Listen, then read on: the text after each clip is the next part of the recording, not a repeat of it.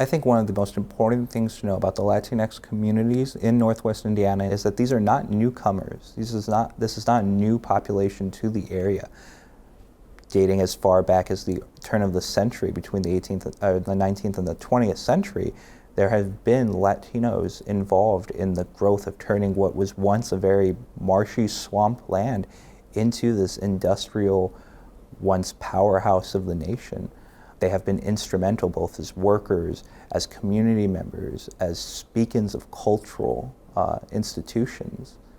Mexicans nationals can really migrate between Mexico and the United States in this turn of the century between the 19th and 20th because the border at this time is not rigid. It's not even well demarcated.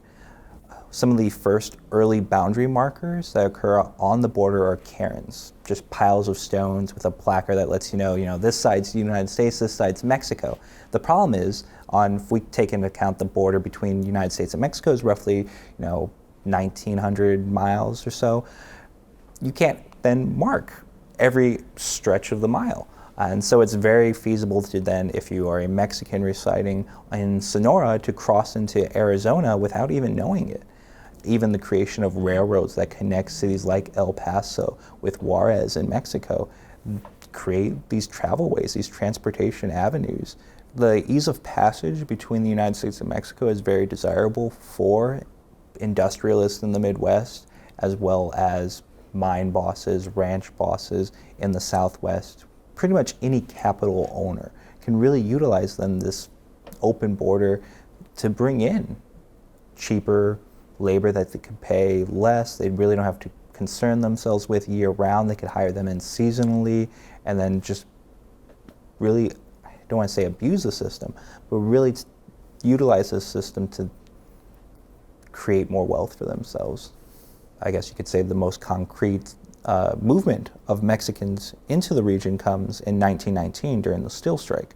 And in East Chicago and Gary, the Calumet region in general, including South Chicago, was one of the largest steel producing regions in the United States at the time. So a lot of eyes turned towards what would happen here. Militia was called in, States Guard or Army, and it sort of disperses very quickly, ranging from October to November, tending to be like the height of the steel strike in the region. Maybe 500-600 Mexicans and Mexican Americans are brought into the region during this 2-month period. Word of mouth becomes one way because there's this broader circular migration and these patterns of migration with Mexicans and Mexican Americans communicating with other migrant farm laborers, that then there's work in places like Detroit, places like South Chicago, Indiana Harbor, and Gary. There's also the use of labor agents that we sort of see as well when we talk the Great Migration with the African American community, where companies send labor agents to pool halls, places like Kansas City, Omaha, El Paso, and use them as recruiters to then bring in migrant laborers to serve, whether as seasonal, as strikebreakers, across the Midwest. Frederick Maravilla remembers his father, Ignacio, telling him a story of how Ignacio and his brothers, at this point the steel strike has gone so long, it's starting to enter the final days of October, the beginning days of November,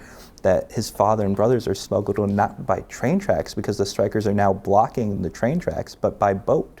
They are sailed in from Chicago, cross Lake Michigan, straight into the inland still, where then the company houses them in company barracks, providing them company food to avoid them ever having to come face to face with the strikers. What a Mexican worker, steel worker, allows them to do is then, with this growth of unionization, really take a Mexican national, try to offer them less, try to create this sort of disunion within the ranks. Because if they can force a union member to hold animosity towards whether it's an ethnic European, a Mexican steelworker, an African American steelworker, it really sort of stifles any further unionization efforts. On that note as well, as a steel industrialist, the conditions that they then have to provide, a lot of these nationals, foreign nationals as steelworkers, are not necessarily to par with a lot of standards. So there's plenty of reports that note that Mexican steelworkers were living 24 people to an apartment, and they would then just make sure they were all on different shifts. Whether or not the Mexican nationals and Mexican Americans knew that they were breaking the strike is up to debate. Some are just told that there are these ample job opportunities. They're not sure why they're brought in by train. I'm sure Ignacio Maravilla doesn't remember why they had to boat him in. Early scholars who will talk then that the Mexican in general was one of the greatest threats to these early unionization efforts, then need to also recognize that they become some of the staunchest supporters in the region. People like Miguel Arredondo, who's one of the first trustees. He's elected, I believe, inner guard in the 30s to USW, Steelworker Organization Committee, the SWOC. He's one of the first local Spanish-speaking leaders who comes up during this time.